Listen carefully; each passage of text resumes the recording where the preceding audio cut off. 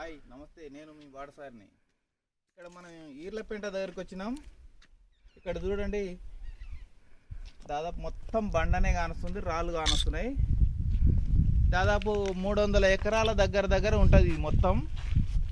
అయితే ఇక్కడ ఒక స్పెషల్ ఉంది. ఏంటి ఆ స్పెషల్ అంటే, ఇక్కడ చూడండి చిన్న చిన్న రాళ్ళు ఉంటాయి.